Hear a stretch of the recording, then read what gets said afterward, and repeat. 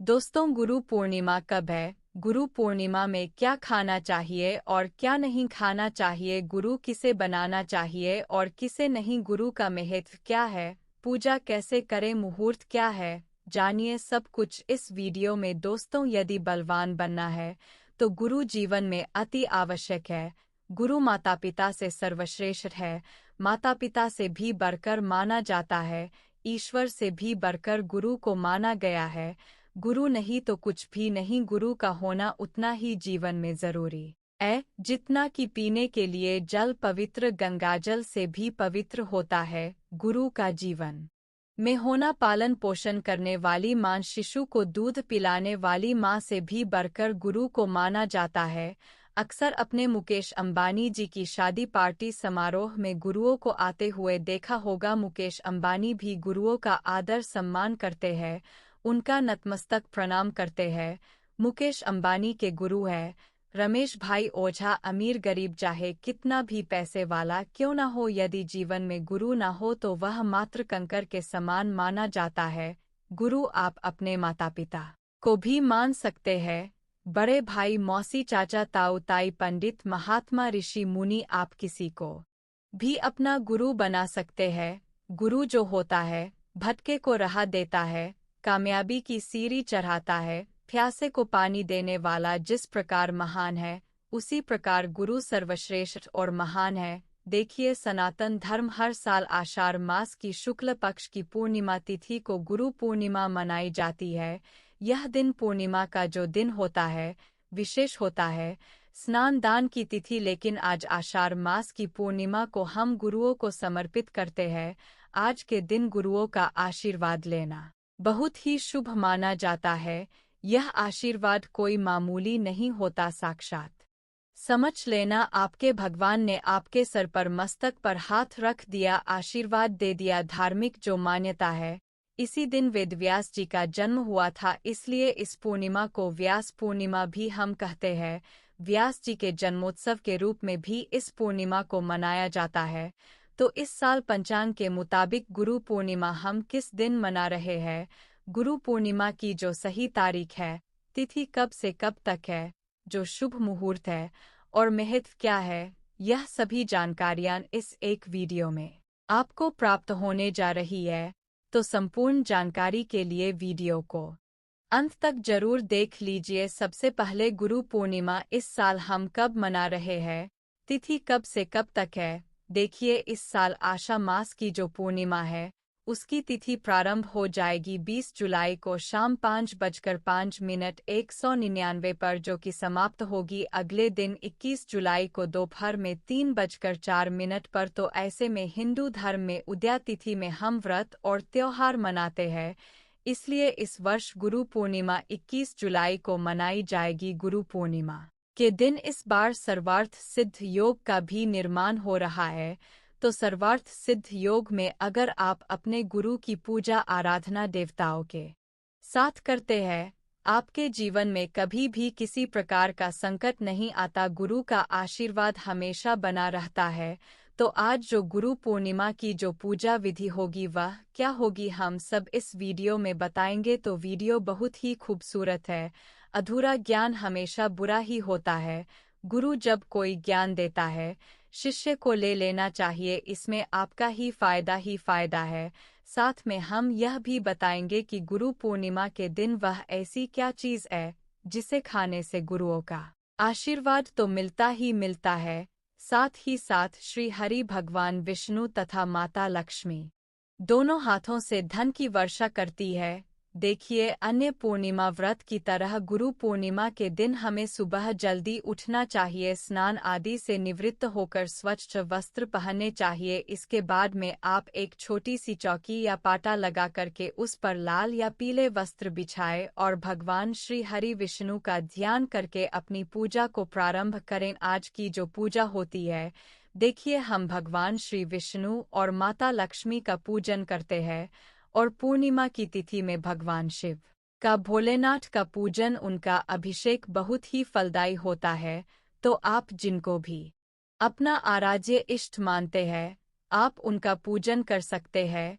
यह आप दोनों के विधान के साथ पूजन करें तो आप भगवान विष्णु की प्रतिमा का पंचामृत से अभिषेक कर रहे हैं, तो उसी प्रकार से भगवान शिव का अभिषेक कराए पंचामृत से। उसके बाद में विधि विधान के साथ दोनों की प्रिय जो वस्तुएं हैं अर्पित करें। जैसे कि अगर आप भगवान विष्णु का पूजन कर रहे हैं तो उन्हें हल्दी, अक्षत, पीले फल, पीले फूल नैवेद्य अर्पित करें, और अगर आप भगवान शिव का पूजन कर रहे हैं तो उनका अभिषेक पंचामृत से करें। उसके बाद में उन्हें सफ़ेद फूल प्रिय है तो सफ़ेद फूल अर्पित करें, सफ़ेद चंदन अर्पित करें, आग के फूल धतूरे अर्पित करें, भांग अर्पित करें। तो इस प्रकार बेल पत्र अर्पित करें। भगवान शिव की जो प्रिय चीज़ें हैं आज के दिन उन्हें अर्पित करने से बहुत ही शुभ फल मिलता है। तो इस प्रकार से दोनों देवताओं का आपने पूजन करना है। इसके बाद में आपको विधि विधान के साथ बल्कि पूजन में दीपक, शुद्ध घी का दीपक आज जरूर प्रज्वलित करें। माता लक्ष्मी के निमित्त भी आपको दीपक जरूर प्रज्वलित करना है। आगे मैं पूरे विधान के साथ पूजा विधि शेयर करूंगा गुरु पूर्णिमा की। इसके बाद में आपने देवताओं का पूजन कर लिया, अब आज के दिन में विशेष पूजन अपने गुरुओं का भी करना है। तो गुरु का पूजन भी हम इसी प्रकार से करते हैं जैसे देवताओं का पूजन आपने करना होता है, तो गुरुओं का भी पंचों उपचार पूजन करने में हम उन पर भी अक्षत अर्पित करते हैं, उन पर भी पुष्प अर्पित करते हैं, उनके चरणों में उनको हम वस्त्र भेंट करते हैं, उनको हम भोग में मतलब उनको हम मिष्ठान उपहार स्वरूप अर्पित करते हैं। तो इस प्रकार से गुरु की पूजा भी हम उनकी आरती कर संपन्न करते हैं। उसके बाद में उनके चरण स्पर्श कर आज गुरुओं का आशीर्वाद लेना बहुत ज्यादा महत्व रखता है। देखिए, भगवान का पूजन तो हम हर रोज करते हैं, लेकिन साल में ऐसी पूर्णिमा बनाई गई है जिसमें गुरुओं का अगर आप पूरे साल नहीं भी कर पाए तो आज के दिन तो उनका ध्यान जरूर करें, उनका स्मरण जरूर करें, उनसे बात करें, उनसे मिलकर उनका आशीर्वाद ले। आपका गुरु यदि बाहर विदेश में है या आपसे दूर है तो आप फोन पर बात करके आदर प्रणाम करें, मन ही मन उनकी पूजा करें। गुरुओं के आशीर्वाद से हमारे जीवन में जो भी नकारात्मकता होती है हट जाती है, हमें हर कार्य में उनके आशीर्वाद से सफलता मिलती है, सुख शांति जीवन में बनी रहती है। तो इस प्रकार से आपको आज का पूजन करना है। पूर्णिमा की तिथि है तो सुबह स्नान दान ब्रह्मा मुहूर्त में आपको जरूर कर लेना है। दान में आप जो भी चाहे, अन्न का दान, वस्त्र का दान, पैसों का दान, जो दान करना चाहे गुरु पूर्णिमा के तिथि में भी जरूरतमंदों को, गरीबों को जरूर दान करे। देखिए, गुरु माता पिता भी आपके गुरु ही है, प्रथम गुरु है। तो आज के दिन माता पिता का पूजन, उनका आदर करना, घर में सभी बड़े बुजुर्गों का आदर सत्कार करना, उनका आशीर्वाद लेना बहुत ज्यादा महत्व रखता है। तो इस विधान से इस गुरु पूर्णिमा आप भगवान देवताओं के साथ साथ अपने गुरु का, अपने माता पिता का पूजन, उनका आशीर्वाद जरूर ग्रहण करें। दोस्तों, ऐसे में गुरु पूर्णिमा के दिन यह एक चीज जरूर खा लेनी चाहिए, इससे आपको धन की प्राप्ति होगी, सुख समृद्धि ऐश्वर्य सब कुछ प्राप्त हो जाता है। गुरु पूर्णिमा के दिन यह एक चीज अवश्य खा लेनी चाहिए। दोस्तों, आगे बढ़ने से पहले हमारे चैनल ज्ञान दर्शन को सब्सक्राइब करके इस बेल आइकन को जरूर दबाएं और वीडियो को लाइक करना ना भूलना। गुरु पूर्णिमा के दिन कमेंट में अपनी राशि जरूर डाल दीजिएगा। यदि हमारे पास कोई उपाय होगा तो वह आकर हम आपके कमेंट के रिप्लाई में बता देंगे। दोस्तों, गुरु पूर्णिमा के दिन एक तुलसी का पत्ता खाना अत्यंत लाभकारी माना गया है।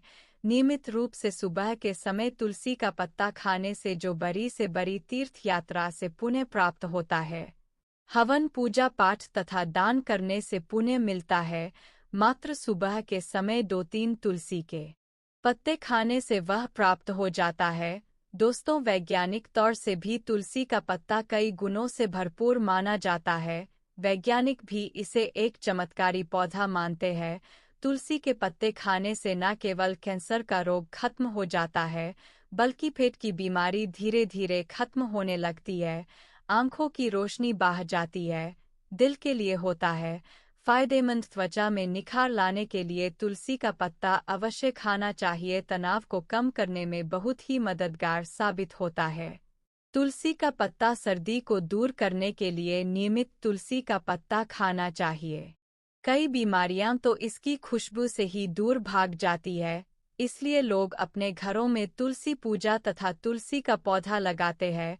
तुलसी की खुशबू से मात्र कई भयानक जहरीले कीड़े मकोड़े अपने आप मर जाते हैं और घर से कोसों दूर रहते हैं। लेकिन दोस्तों, याद रहे, जब आप तुलसी का पत्ता खाएं तो दांतों से चबाए नहीं, उसे निगल जाए। तुलसी का पत्ता खाने से व्यक्ति के अंदर सकारात्मकता का वास हो जाता है। इससे माता लक्ष्मी के साथ साथ विष्णु भगवान की कृपा भी घर पर बनी रहती है। दोस्तों, गुरु पूर्णिमा की रात को सोते समय 20 जुलाई की रात में तांबे के लोटे वाले जल में थोड़ा सा गंगाजल भरकर अवश्य रखें और पूरी रात भर अपने सिरहाने के पास रखें और सुबह के समय यानी 21 जुलाई को गुरु पूर्णिमा की सुबह सुबह इस जल को अपने वस्त्रों पर इसके छींटे मारे और फिर जल को पी ले। नियमित ऐसा करें। भगवान कृष्ण कहते हैं, गुरु पूर्णिमा के दिन जो मनुष्य ऐसा कर लेता है उसे युगों युगों की प्राप्ति हो जाती है, कई सुख प्राप्त कर लेता है। ऐसा व्यक्ति धन दौलत सुख संपत्ति से लक्ष्मी की कृपा से रंग से राजा बन जाता है। दोस्तों, जल जिसे अमृत तथा गंगा जल कहा जाता है, हमारे ऋषि मुनि जब किसी पर अच्छी दृष्टि डालते थे तब वे गंगा जल का प्रयोग किया करते थे। गंगा जल का छिड़काव कई दिव्य शक्तियों से भरा होता है। शिव पुराण में भी बताया गया है कि नियमित कपड़ों पर गंगा जल का छिड़काव करने से तथा सुबह के समय गंगा जल को पीने से व्यक्ति को मोक्ष की प्राप्ति हो जाती है और वह व्यक्ति स्वर्ग लोक की प्राप्ति कर लेता है। दोस्तों, गंगा जल का महत्व पौराणिक कथाओं के अनुसार गंगा एक ऐसी नदी है जिसमें स्वयं देवी देवताओं ने स्नान किया है, इसीलिए गंगा के जल को बहुत पवित्र माना जाता है। गंगा का प्रादुर्भाव भगवान श्री कृष्ण हरि के चरणामृत से हुआ है, इसलिए गंगा को बहुत ही पवित्र माना जाता है। हरिद्वार में भगवान विष्णु के चरण कमल गंगा में ही पड़े थे। दोस्तों, गंगा नदी को पाप मोचनी और मोक्षदायिनी कहा गया है। भागीरथ के पूर्वजों को मुक्ति गंगा जल के स्पर्श से हुई थी। मान्यता है कि यदि मृत्यु के समय व्यक्ति के मुंह में गंगाजल डाल दिया जाए तो उसके पाप कर्म नष्ट हो जाते हैं और उसे मोक्ष की प्राप्ति हो जाती है। गंगा जल कभी अशुद्ध नहीं होता और न ही यह कभी सड़ता है, इसीलिए भगवान श्री कृष्ण ने स्वयं कहा था, जो व्यक्ति अपने पास सदैव रात को सोते समय एक तांबे के लोटे में थोड़े से जल में गंगा जल की कुछ बूंदें अगर डाल लेता है और सुबह में इसे थोड़ा बहुत भी पी लेता है तो उसे कई जन्मों जन्मों का सुख प्राप्त हो जाता है। ऐसा व्यक्ति धन दौलत रुतबे पैसे से भरा रहता है। माता लक्ष्मी की कृपा ऐसे व्यक्ति के ऊपर हमेशा बरसती है, इसीलिए सुबह के समय गंगाजल अवश्य पिए। ऐसे में आप नहाने के पानी में 2-4 बूंदे गंगाजल डालकर अगर नहाते हैं तो आपके सभी बुरे कर्म नष्ट हो जाते हैं, सकारात्मक ऊर्जा की होती है प्राप्ति। दोस्तों, गुरु पूर्णिमा के दिन दूसरा है लौंग। सनातन धर्म में लौंग को बहुत पवित्र माना गया है। पूजा पाठ आदि चीजों में लौंग का विशेष महत्व है। माना जाता है कि लौंग में दुर्गा माता का वास होता है, देवी का वास होता है, लक्ष्मी का वास होता है।